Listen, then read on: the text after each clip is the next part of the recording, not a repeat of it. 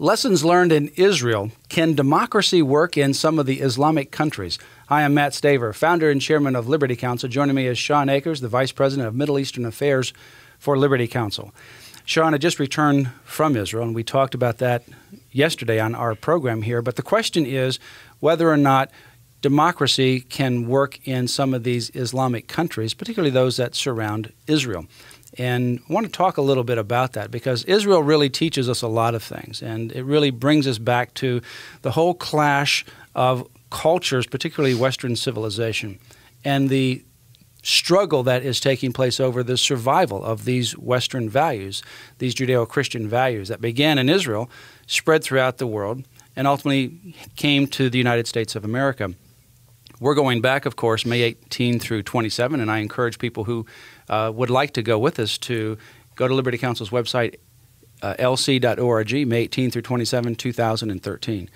But one of the questions that we want to probe today, and I think it's one of the questions that we learn with regards to some of the surrounding countries around Israel, is whether democracy that we all cherish, this idea of freedom of elections and so forth, really does work in some of these Islamic-dominated countries.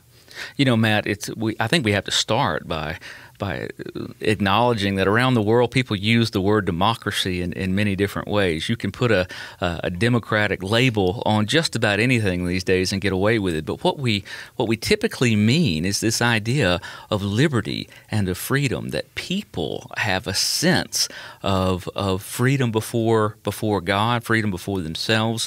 And the question that you're posing is whether that's even possible in some of these countries that surround the state of Israel.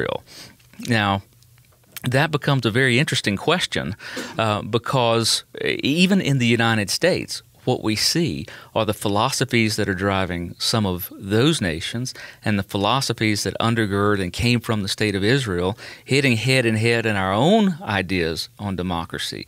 And, you know, I think, Matt, a good place to start is to figure out where democracy comes from. Is it something that a state imposes on its people, or is it something that wells up from the people and is reflected in their government?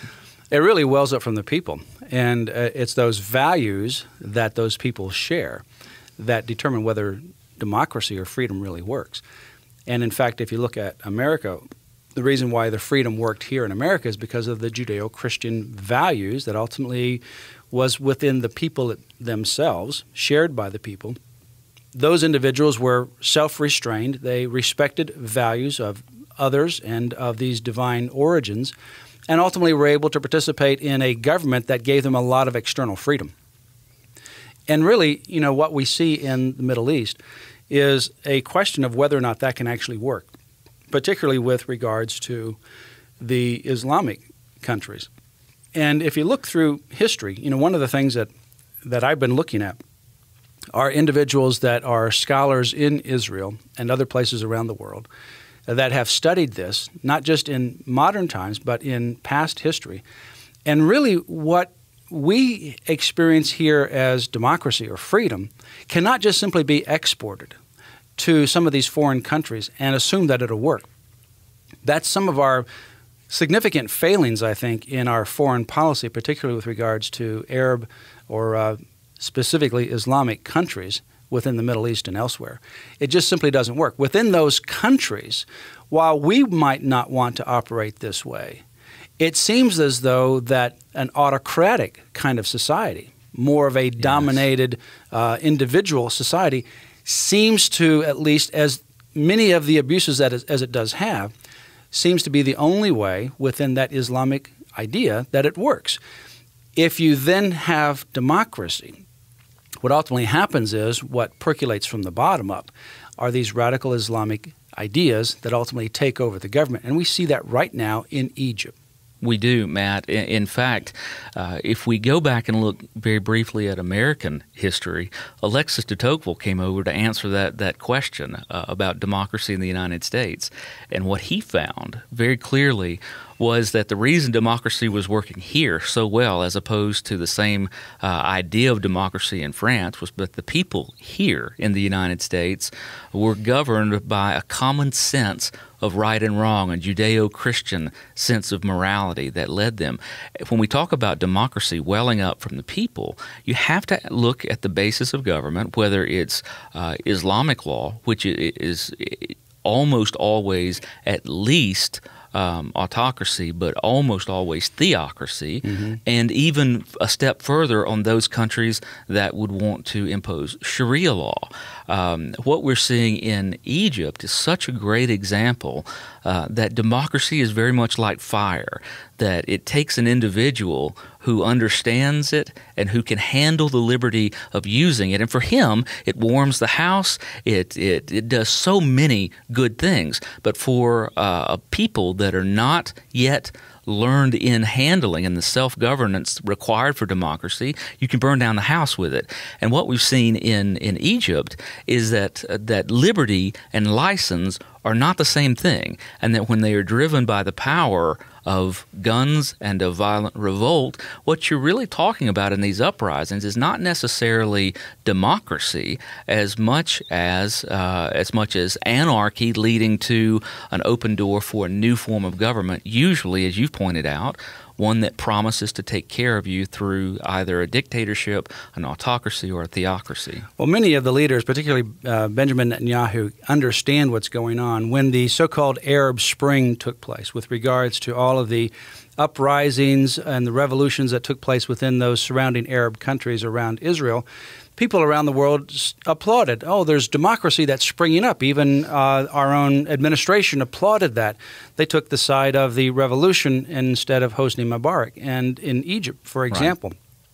Well, whether you like Hosni Mubarak or not, and whether he's too autocratic for us, that's a whole different issue. The question is what kind of system works within that current environment there. And during the time of Egypt, up until recently, there has been a peace treaty with Israel. Right. Now you have the spring that took place, or the revolution that took place in Egypt, among other places. And guess what's happening? What's rising up is not a better Egypt, but a more Islamic, radical Egypt. The leadership that's percolating to the top, and they're still going through the elections, is one that is very theocratic with regards to Islam, and also questioning whether or not Israel even has a right to exist, and also saying that they're not willing to continue the peace treaty. So what you ultimately see is this so-called democracy coming up, but it doesn't work with a subset of this radical Islamic ideology. No, Matt, I mean, if we were talking about democracy in the sense of wanting there to be free elections in Egypt, absolutely, of course we want free elections in Egypt, but that presupposes that you've got a people that get to make their own decisions and that can handle, that literally want to take responsibility for their own lives. And groups like the Muslim Brotherhood that are there, they are more organized, and so when this comes up, this revolution comes up, they're the ones that have the ability to organize, and then they bring in more of a theocratic regime that becomes very hostile and very threatening to Israel, as well as other Western values as well. So this whole idea of democracy within the Islamic countries, don't think that it just simply works, that you're going to slap them around or have a revolution and say, you all get along fine and have free elections like we have in the United States. There is a fundamental different foundation that's at issue here. One works in America, and over there, what you ultimately find is more tyranny that takes place. So that's one of the lessons that you learn from Israel. One of the things that we do on our Liberty Ambassador Council program is we take you to the biblical sites throughout Israel, which is phenomenal, and it's absolutely thrilling. But we also introduce you to governmental leaders within the government, the military, and others as well. And you will literally not only have your Christian faith strengthened, but you'll be equipped to become and want to be a goodwill ambassador for Israel. Join us on the next trip to Israel. Liberty Council Ambassador Council program is going again May 18 through 27 in Israel. We'll be leaving from New York in 2013, May 18 through 27. Write it down on your calendar and go to our website for more information or call us at 1-800-671-1776. Also, ask for the Patriots Handbook on religious liberty, or America's liberty.